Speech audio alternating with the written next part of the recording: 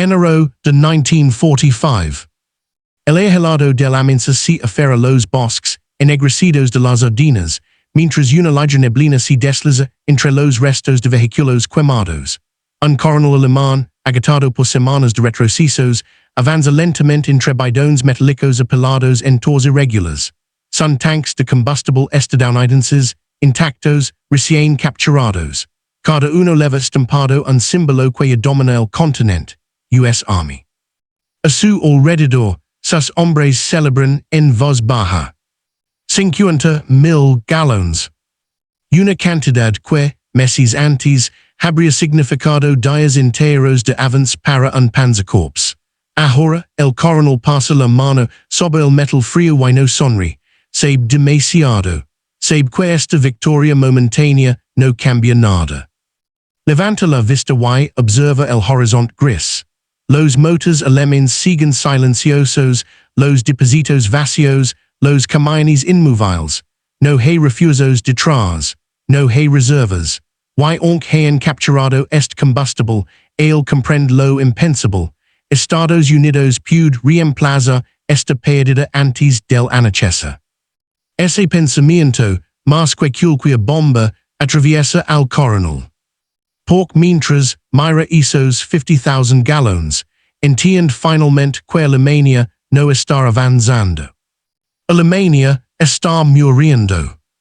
La resina se apaga lentamente mientras el peso de esa verdad conduce inevitablemente hacia el trasfondo de una guerra que ya no podían ganar.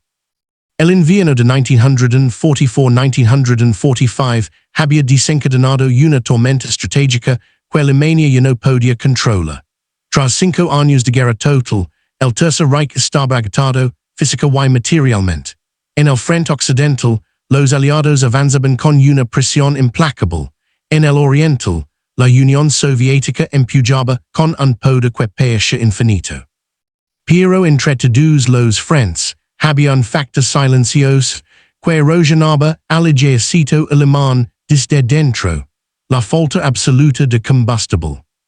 Mientras los estadounidenses cruzaban Francia tras la ruptura de Normandía, sus columnas mecanizadas se movían con una velocidad que dejó atónitos incluso a sus propios comandantes. Cada tanque Sherman, cada medio oruga, cada camión de suministro formaba parte de una gigantesca maquinaria motorizada que consumía cantidades descomunales de gasolina. Sin embargo, ahí estaba el secreto. Estados Unidos podía producir más combustible del que su ejército era capaz de quemar. En 1944, las refinerías estadounidenses superaban cifras que parecían irreales para cualquier oficial alemán. Millones de barriles procesados por día, buques petroleros cruzando el Atlántico en convoys protegidos, y una red de oleoductos que alimentaba a la industria como si fuese un organismo vivo con un corazón que nunca se detenía. La guerra mecanizada moderna, esa que Alemania había iniciado en 1939, terminó siendo una competencia que solo la nación con más poder industrial podía sostener. Del otro lado, Alemania enfrentaba una crisis energética que se había iniciado años antes. La pérdida de los campos petrolíferos de Rumania en 1944, responsables de la mayor parte del suministro de petróleo del Reich, fue un golpe devastador. Antes de esa derrota, la Luftwaffe, los panzers y los camiones de la Wehrmacht ya sufrían racionamientos cada vez más duros. Sin petróleo natural suficiente, el régimen recurrió a combustibles sintéticos producidos mediante procesos químicos complejos y lentos, incapaces de competir con la magnitud estadounidense. El resultado era inevitable: más divisiones sobre el papel que en el campo de batalla, más tanques operativos, en teoría que en la realidad, y más estrategias concebidas de lo que podían ejecutar. Para finales de 1944, los comandantes alemanes sabían que cada operación militar era una apuesta peligrosa.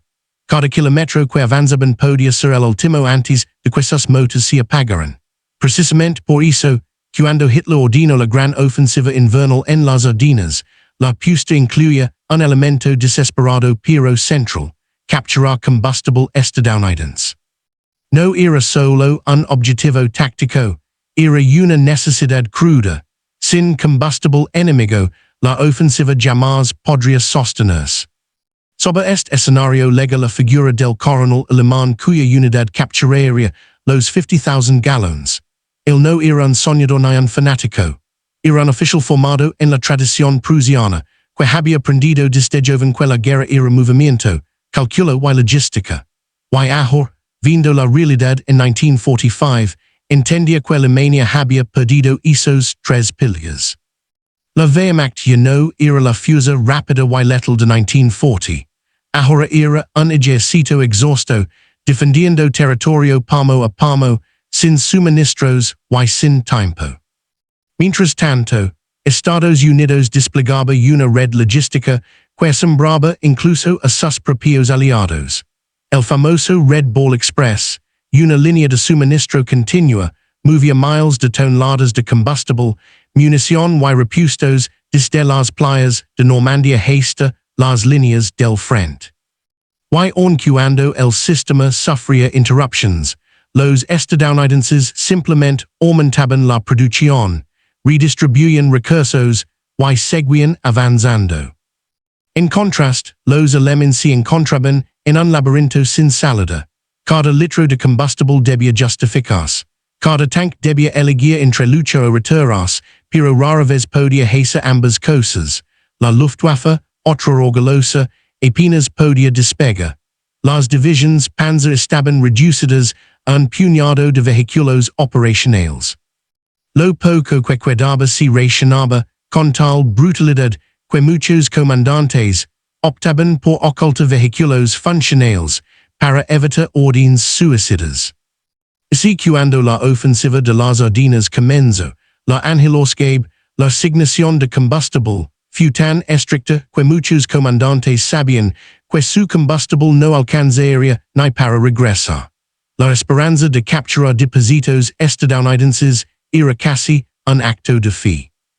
Por eso, cuando una unidad alemana logró apoderarse de 50,000 galones de gasolina estadounidense intacta, el acontecimiento pareció un milagro al menos para los soldados.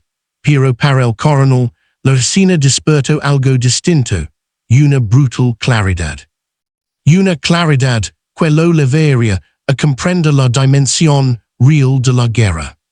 Esa comprensión, nacida en medio de la niebla helada, nos conduce a profundizar aún más en el trasfondo que hizo de ese momento un símbolo del colapso alemán.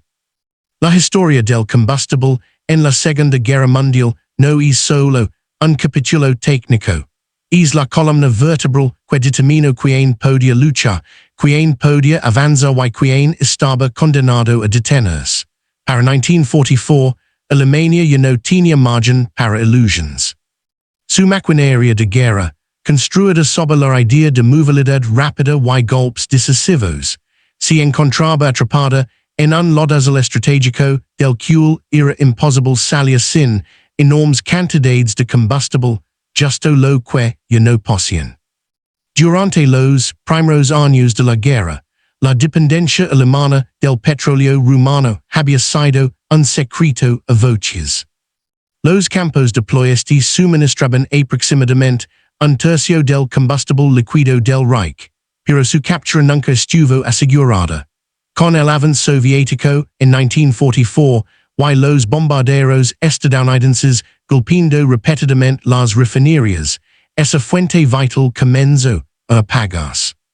Las producciones sintéticas, por su parte, exigen vastos recursos industriales y eran extremadamente vulnerables a los ataques aéreos aliados.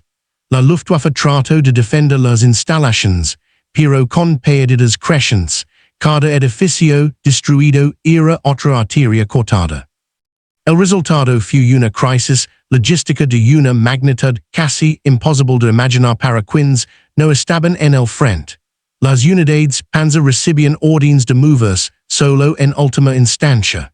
Muchas divisiones motorizadas se habían convertido prácticamente en infantería a pie. Los informes de oficiales de campo repetían la misma frase.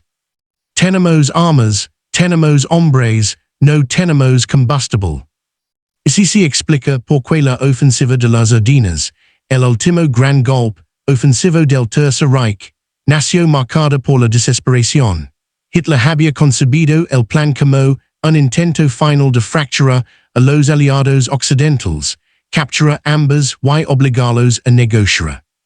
Pero incluso los generales, que entendían el propósito estratégico, sabían que la operación cargaba con un defecto fatal. Estaba construida sobre depósitos vacíos. Cada comandante panzer recibió instrucciones claras. Los recursos eran tan escasos que muchas unidades arrancarían con apenas un cuarto de los niveles necesarios para una ofensiva de esa escala. De hecho, la planificación incluía mapas que señalaban depósitos estadounidenses como objetivos prioritarios, no solo por su valor táctico, sino porque el propio éxito de la ofensiva dependía de apoderos de ellos. Era la primera vez en la historia de la Wehrmacht que una operación estratégica dependía explícitamente del combustible del enemigo.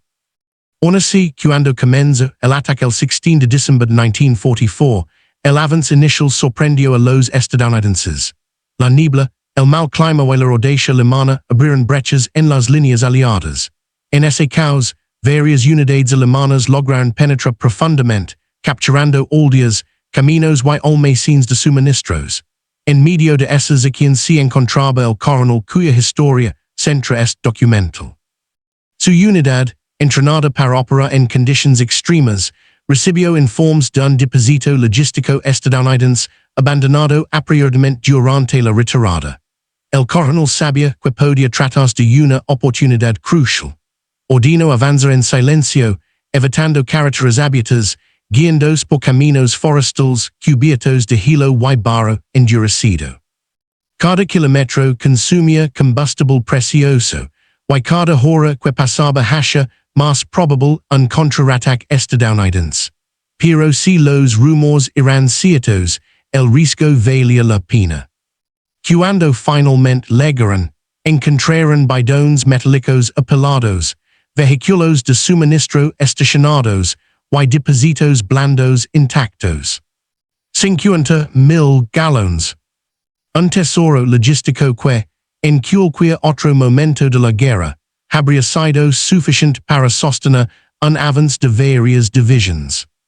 Los soldados celebraron, reían, algunos golpeaban los bidones como si fueran tambores, otros ya estaban preparando los camiones para transportar todo lo posible, pero el coronel no compartía el entusiasmo. Para un oficial con décadas de experiencia, aquello no era un salvavidas, era una sentencia.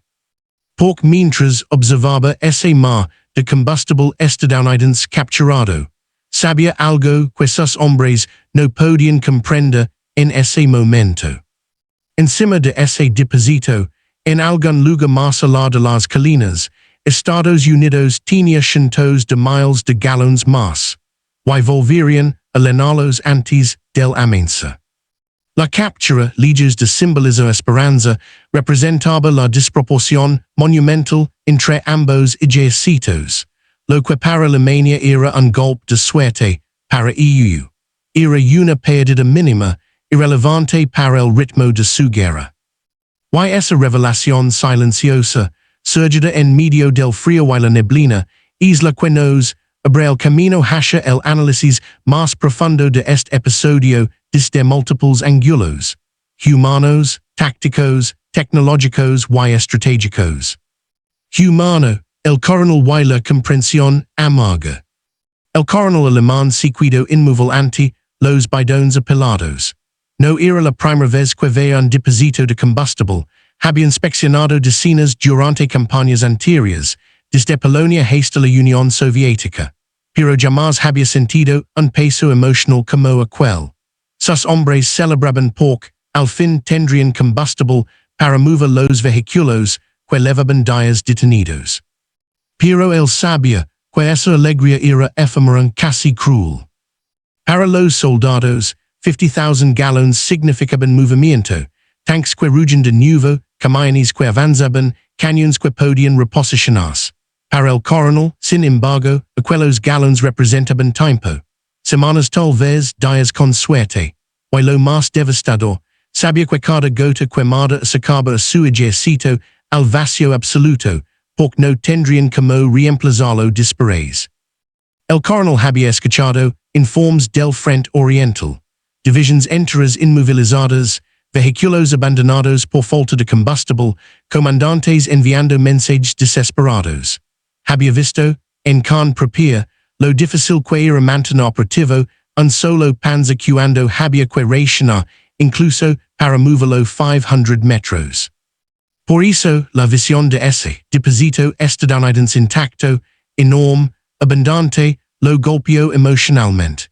No por lo que representaba para Alemania, sino por lo que revelaba sobre Estados Unidos. Ese combustible era, apenas, una fracción minúscula de la logística enemiga.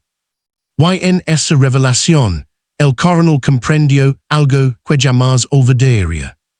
Tecnológico, la diferencia en diseño y consumo. Si había un elemento que distinguía la guerra mecanizada alemana de la estadounidense, era la filosofía de diseño.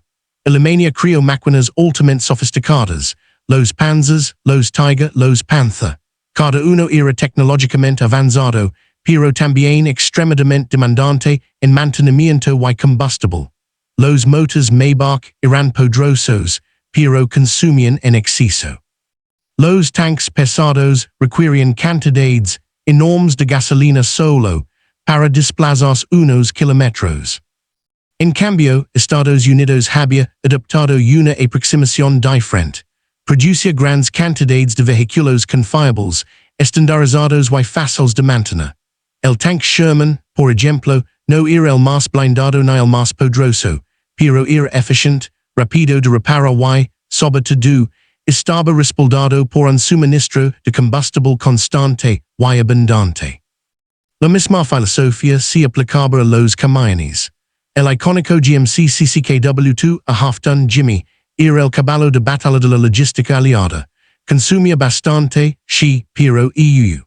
Tenía la capacidad industrial y petrolera para alimentar decenas de miles de hielo sin preocuparse por el agotamiento. Alemania no podía decir lo mismo. Sus vehículos avanzados se convertían en anclas cuando el combustible escaseaba. Lo que debía ser una ventaja tecnológica se transformaba, irónicamente, en un lastre. El coronel sabía que incluso con esos 50,000 galones, muchos de sus vehículos solo funcionarían por un corto periodo antes de quedar otra vez sin combustible. La captura del depósito solo sobrelleva esta desigualdad tecnológica. No era cuestión de quien tenía mejores máquinas, sino de quien podía mantenerlas operando sin interruptions. Y Estados Unidos había dominado ese aspecto de la guerra con una eficacia que Alemania jamás pudo igualar. Logístico, dos mundos completamente distintos. La logística estadounidense era un gigante silencioso. Desde las playas de Normandía, miles de camiones viajaban día y noche transportando combustible, munitions, alimentos y repuestos. Era un flujo incesante, coordinado, preciso. El Red Bull Express movía más de 12,000 toneladas diarias, con conductores que a veces hacían turnos de 24 horas sin descanso. Para los estadounidenses, perder un depósito como el que capturó el coronel era apenas un pequeño retraso en el sistema, una gota en un océano. Para Alemania, en cambio, la logística era una lucha constante contra la escasez. Los trenes eran bombardeados, las carreteras estaban destruidas, las rutas de suministro eran vulnerables y largas, y lo más grave, no había suficient combustible para mantener un flujo estable. Cada operación requería decisiones difíciles. Si debía abastecer un batallón, panzer o una escuadra de transport. Si debía mover artillería o reforzar posiciones defensivas. El coronel había visto decisiones así demasiadas veces. Sabía que la logística alemana estaba al borde del colapso. Por eso, ese depósito estadounidense capturado no lo impresionaba. Lo hacía consciente de la enorme brecha entre ambos sistemas. 50,000 gallons, Iran una victoria. Pero también una prueba irrefutable de que Alemania jamás podría sostener una guerra mecanizada contra un enemigo con recursos virtualmente ilimitados. Y esa diferencia, más que cualquier batalla, es la que da paso a los ángulos estratégicos y psicológicos que definieron este momento histórico. Estratégico, la guerra como competencia de recursos. A nivel estratégico, la Segunda Guerra Mundial dejó en claro que ya no bastaba con tener buenos soldados o comandantes brillantes. La guerra moderna se había transformado en una competencia industrial a una escala nunca antes vista. La Alemania de 1945 era un estado sin tiempo, sin materias primas y sin capacidad para sostener su ejército mecanizado. Estados Unidos, por el contrario, disponía de fábricas, refinerías y líneas de suministro que parecían inagotables. Para los planificadores estadounidenses, perder 50,000 gallons equivalía a una molestia administrativa. Para el alto mando alemán, capturar esa cantidad era un logro vital pero insuficiente. Las ofensivas requieren un flujo continuo de combustible, no un golpe de suerte. Un panzer consume cientos de litros por hora. Un avance de varios kilómetros podía vaciar depósitos enteros. Y una ofensiva, como la de las Ardenas, necesitaba cientos de miles de galones diarios. El coronel alemán entendió que Alemania ya no dictaba el ritmo estratégico. Dependía de oportunidades momentáneas, de follows del enemigo, de capturas improvisadas. Estados Unidos no. EUU. Marcaba el ritmo con producción masiva, planificación rígida y un dominio logístico que convertía cada pérdida en una simple nota en un report diario. El coronel, al observar los 50,000 galones capturados, vio reflejada la realidad estratégica más dura de la guerra. Alemania no podía mantener ninguna operación sostenida, y el enemigo sí. Psicológico, el golpe invisible al espíritu alemán. El impacto psicológico de esa captura fue tan profundo como silencioso.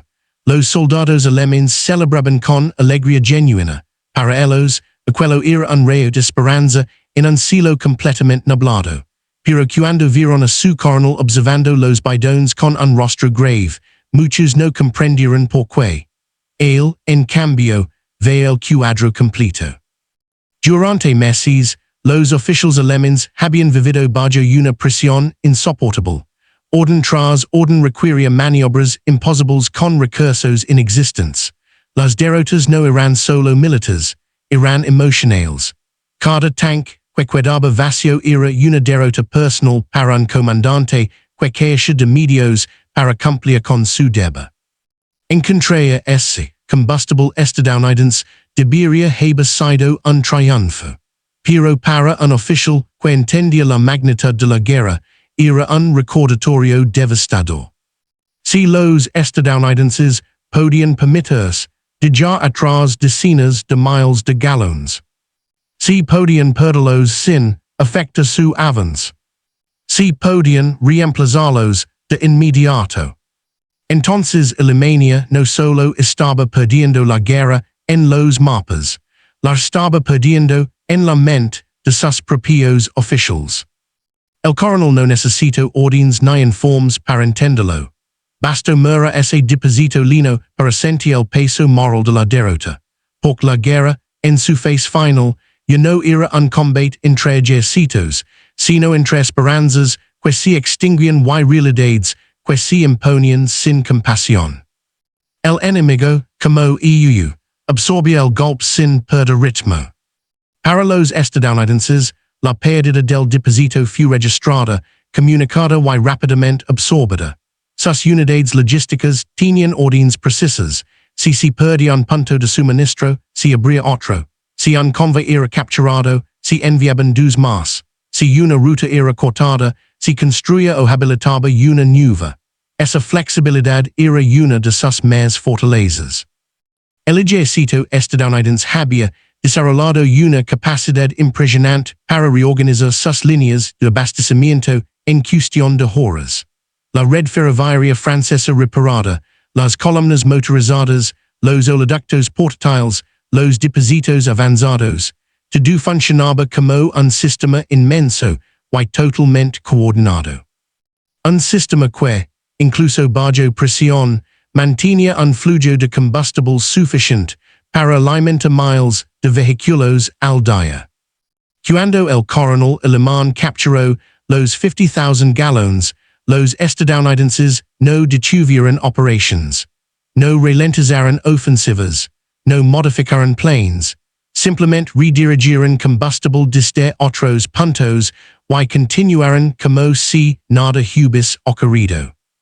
Ese contraste, la euforia alemana frente a la indiferencia estadounidense, reflejaba mejor que cualquier informe la simetría absoluta entre ambos bandos.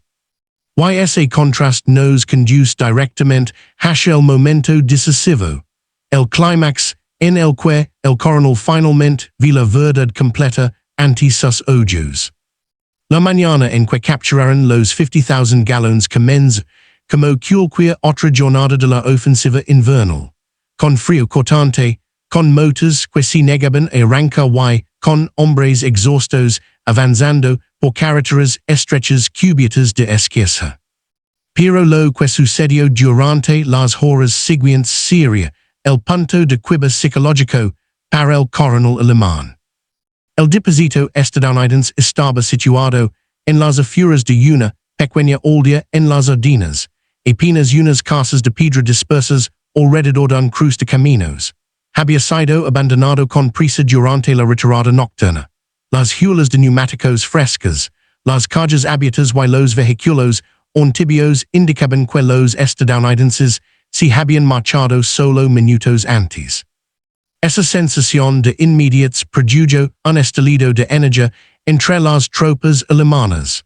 Los hombres gritaban órdenes, se movían rápidamente, inspeccionaban cada rincón. Para el coronel, la escena tenía un aire irreal. Hasta el día anterior, su avance había sido frenado por la falta de combustible. Muchos camiones se habían quedado varados. Algunos tanques habían sido escondidos en granjas para evitar ataques aéreos, incapaces de avanzar más de unos kilómetros por la escasez. Y ahora, de repente, frente a él se extendía un océano de gasolina estadounidense. Los bidones de 55 galones estaban alineados en filas perfectas. Los depósitos blandos, grandes contenedores flexibles camuflados, contenían miles de litros adicionales. Camiones cisterna M25, conocidos por los estadounidenses como Dragon Wagon, estaban estacionados exactamente como los habían dejado. En total, la estimación inicial de sus oficiales era de unos 50,000 galones. Y con cada inspección, la cifra se confirmaba. Los soldados comenzaron a cargar bidones en camiones alemanes que llevaban días vacíos. El sonido metálico reverberaba entre las casas. Otros vaciaban los depósitos estadounidenses directamente dentro de los vehículos alemanes con bombas manuales. La escena era frenética, casi jubilosa. Pero el coronel no compartía esa emoción. Se subió a un pequeño montículo para observar el depósito completo. Desde allí tenía una vista amplia, columnas de combustible, camiones, cargas de suministros, restos de equipo aliado. Pero lo que realmente observaba era el vacío en los caminos circundantes. No había movimientos estadounidenses inmediatos. Ninguna señal de que fueran intenta recuperar el depósito. Ningún ataque desesperado. Ninguna señal de reacción. Hizo más que todo lo demás, encendió la alarma en su mente. Sabía que Estados Unidos monitorizaba cada convoy, cada depósito y cada ruta de abastecimiento. Sabía que los estadounidenses defendían ferozmente su logística. Y aún así, habían dejado atrás 50,000 galones sin resistencia. Cuando su segundo al mando se acercó, emocionado, para informar que el combustible estaba en perfecto estado, el coronel respondió apenas con un murmullo. A lo lejos se escuchó el débil rugido de motores estadounidenses. No era un contraataque, Irán moviéndose en otra dirección, abasteciendo otra parte del frente.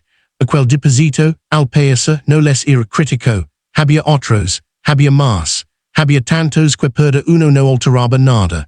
Esa ausencia de urgencia era una revelación brutal. El coronel bajó la mirada hacia sus propios vehículos. Tanques panzai con depósitos casi secos.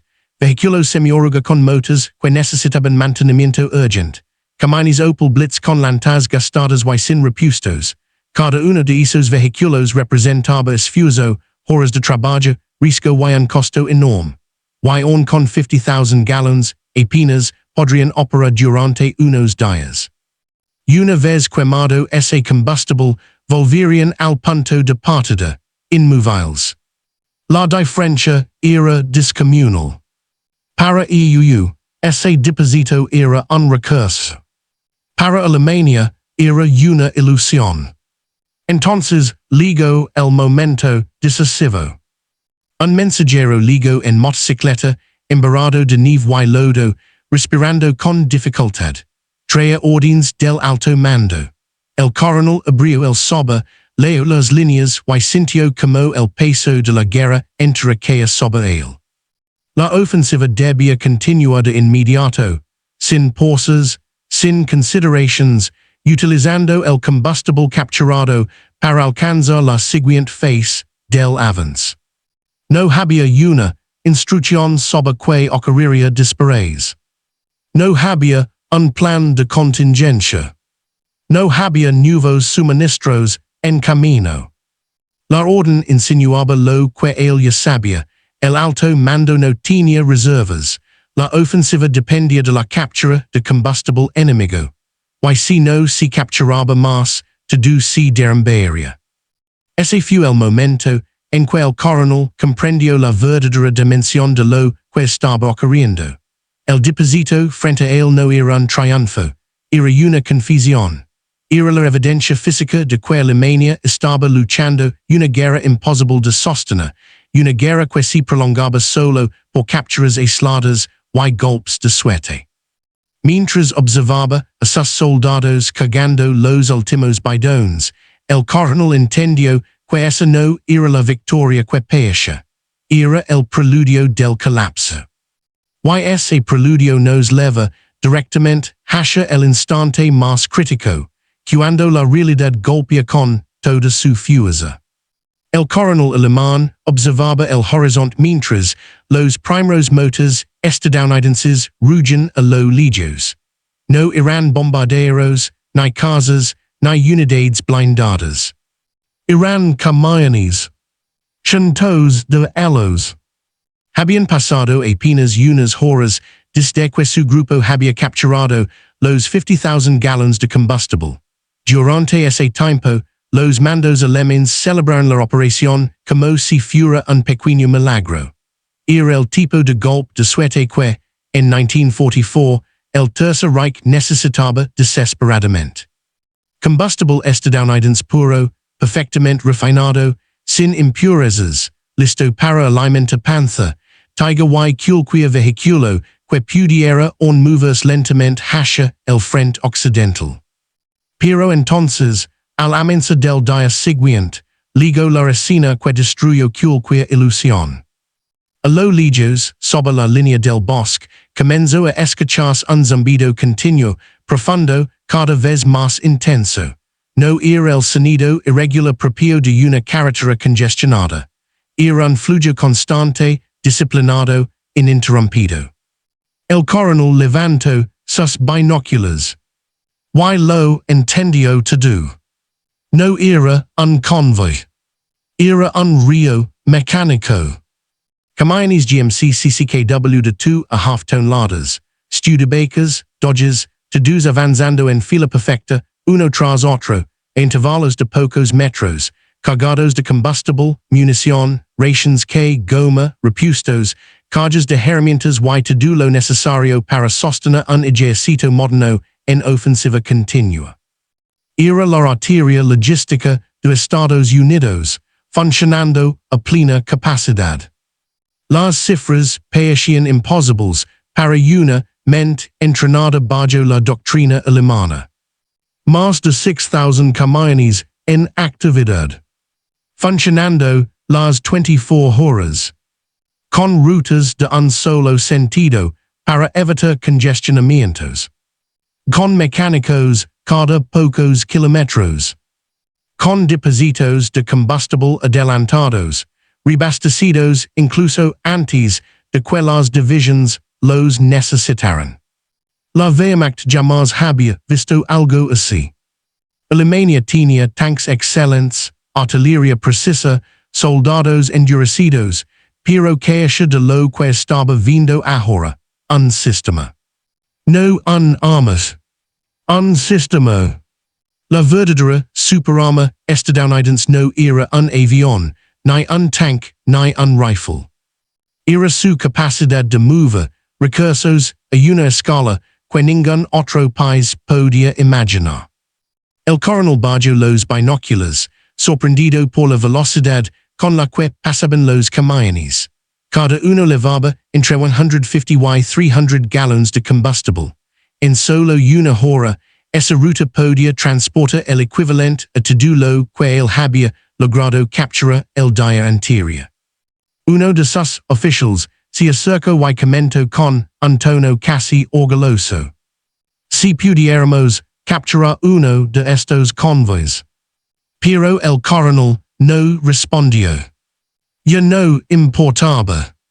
Porque lo que tenía ante sus ojos no era un convoy aislado que pudiera emboscarse. No era un depósito que pudiera incendiarse. Era un sistema vivo, interconectado, redundante, inmenso, y prácticamente indestructible.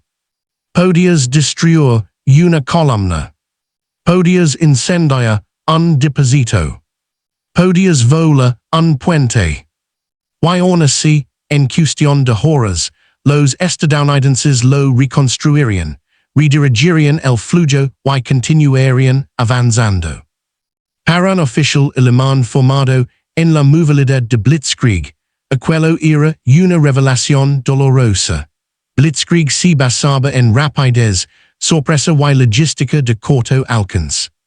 Estados Unidos basaba su guerra en volumen, producción masiva y una cadena logística de alcance ilimitado.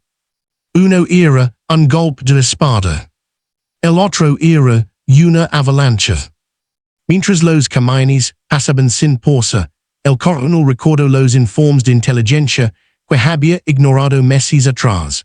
Reports sobre la industria petrolera estadounidense, sobre la capacidad de refinar más de 200 millones de barriles al año, sobre los nuevos oleoductos construidos para cruzar continentes enteros, sobre las flotas de petroleros Liberty Ship que llegaban casi a diario a Europa. Números que parecían exagerados. Números que ningún alemán quería aceptar como reales. Pero allí estaban, delante de él, convertidos en ruido, movimiento y velocidad. Por primera vez desde el inicio de la guerra, el coronel sintió algo que la propaganda jamás había permitido. Una certeza absoluta.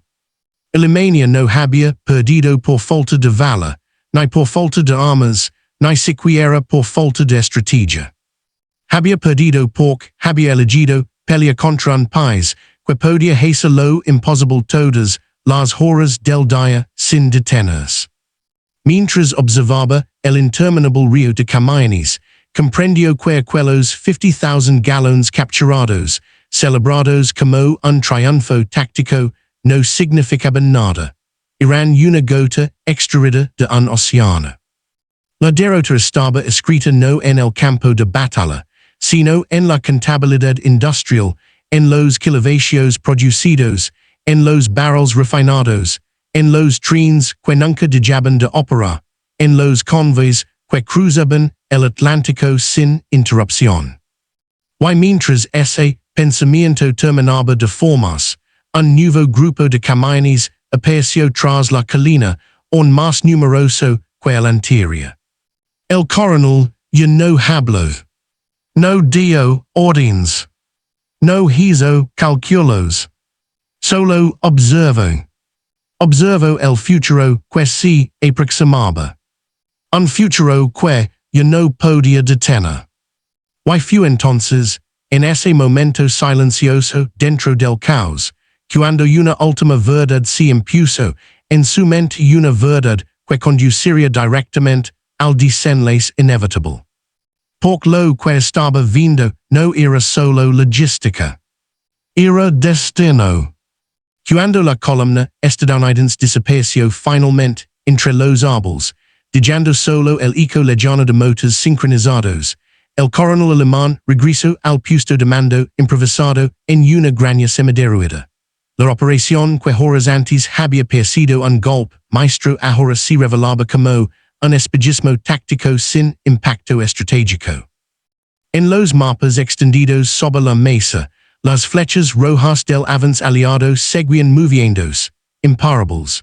La captura del combustible, 50,000 galones cuidadosamente almacenados por los estadounidenses, era una victoria demasiado pequeña para influir en el curso general de la guerra.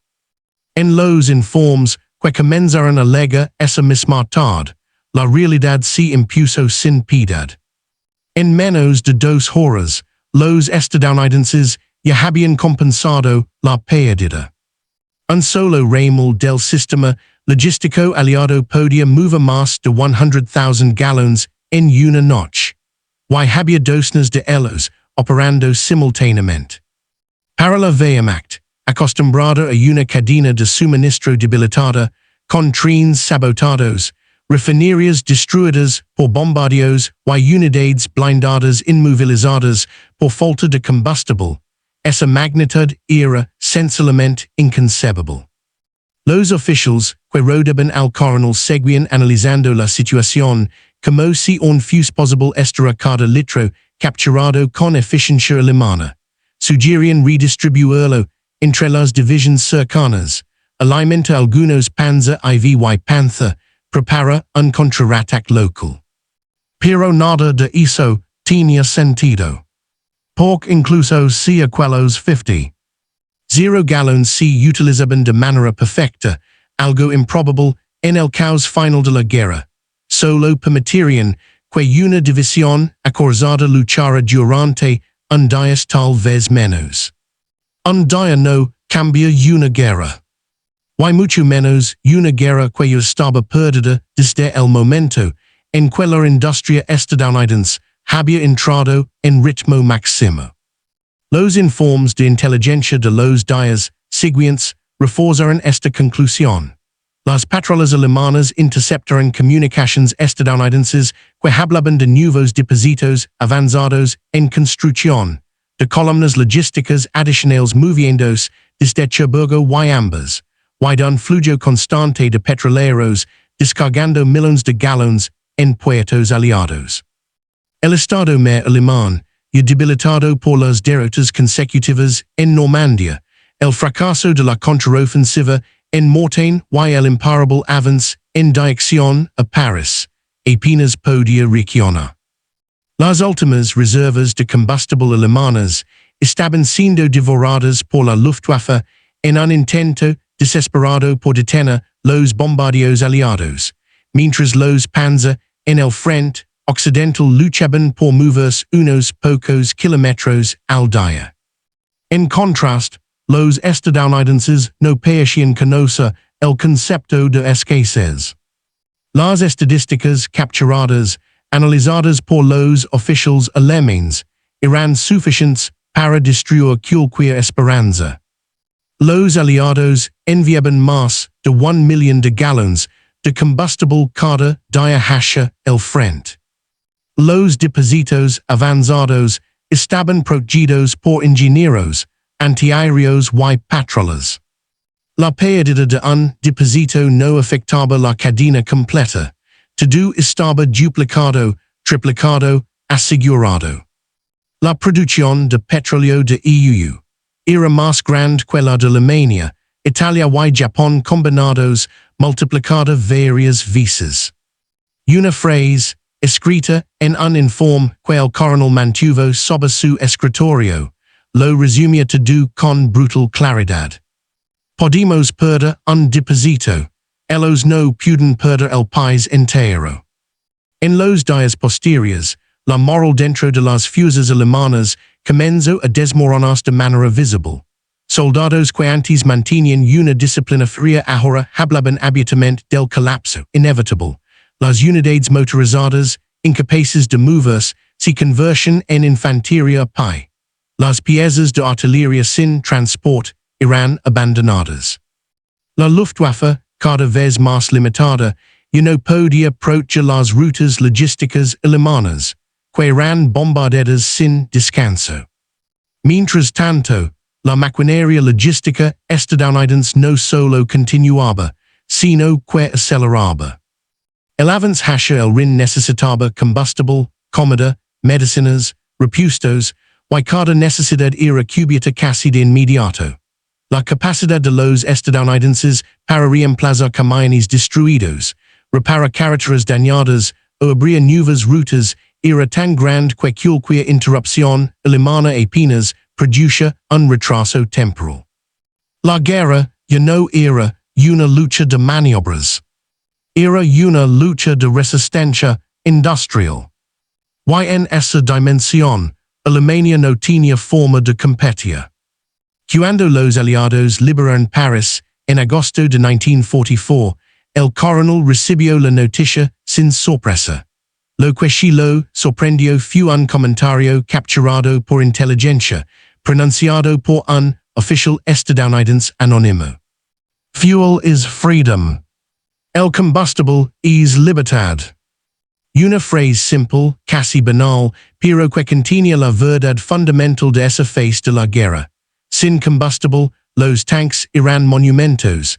Sin combustible, los camiones eran chatarra. Sin combustible, la blitzkrieg era solo una palabra vacía. Y Estados Unidos tenía más combustible del que Alemania podría conseguir en un año entero en una sola semana.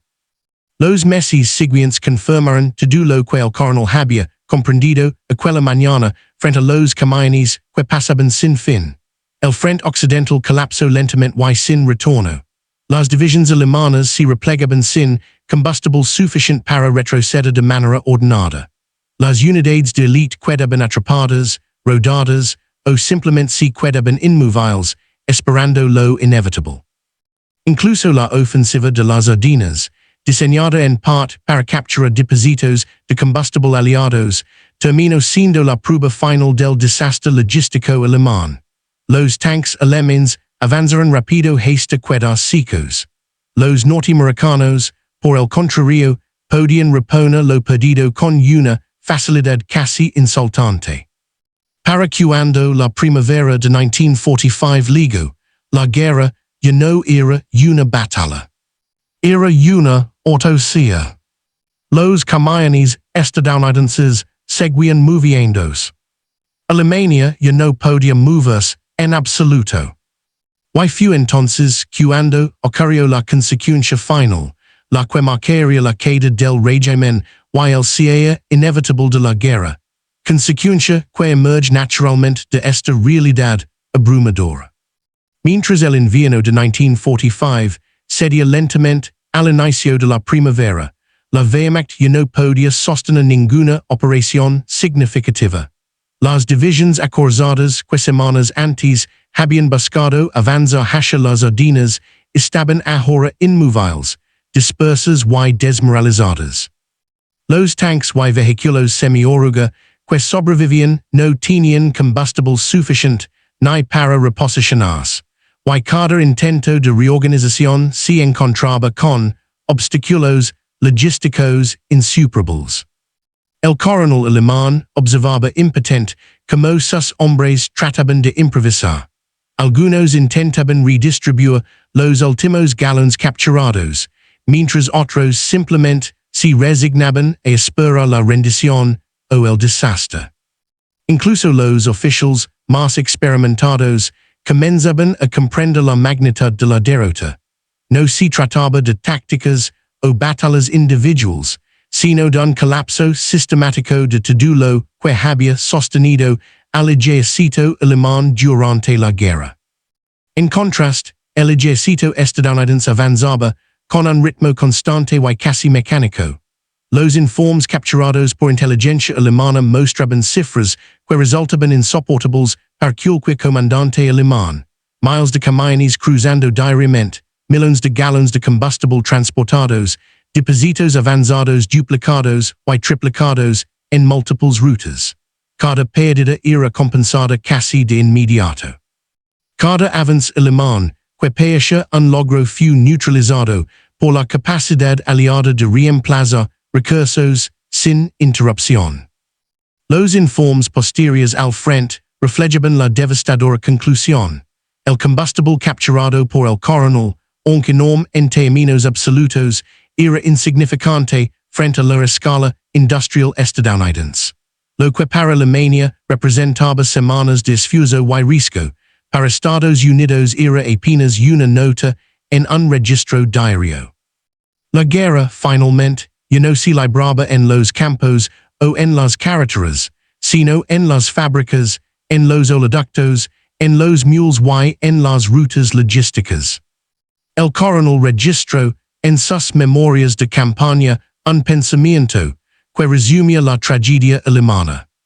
Hemos peleado con valor, con ingenio y con disciplina, pero nuestro enemigo ha peleado con una constancia que supera cualquier habilidad individual.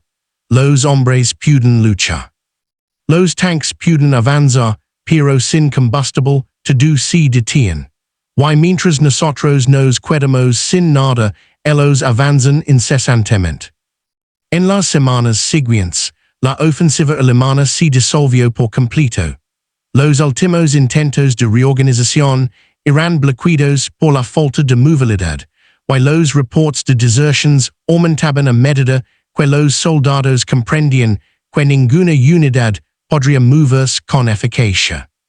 La captura de los 50,000 galones de combustible estadounidense había sido, paradójicamente, una evidencia tangible de la imposibilidad de ganar la guerra. Estados Unidos, por su parte, continuó su imparable avance. Sus columnas blindadas y mecanizadas se movían sin obstáculos significativos, sostenidas por una cadena de suministro que funcionaba como un reloj. Cada pérdida de combustible, cada depósito destruido o capturado, era compensada en cuestión de horas. La superioridad industrial se había convertido en la fuerza decisiva, la que finalmente garantizó la victoria aliada en Europa. La lección quedó clara para todos los oficiales alemanes supervivientes. La guerra no se gana solo en el campo de batalla. Se gana donde se produce, se almacena y se distribuye lo necesario para mantener a un ejército en movimiento.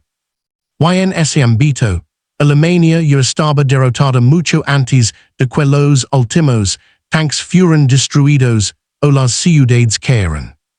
La historia del coronel alemán y los 50,000 galones de combustible estadounidense es, más que un episodio de la Segunda Guerra Mundial, una lección sobre la verdadera naturaleza de la guerra moderna. Hasta ese momento, muchos habían creído que la habilidad táctica, la audacia de los comandantes y el valor de los soldados eran los factores decisivos. Pero lo que se reveló en aquel frío amenaza de las Ardenas fue algo mucho más fundamental.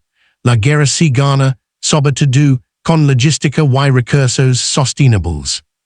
Ese depósito capturado no era solo gasolina, era un espejo que mostraba la disparidad entre dos sistemas de guerra.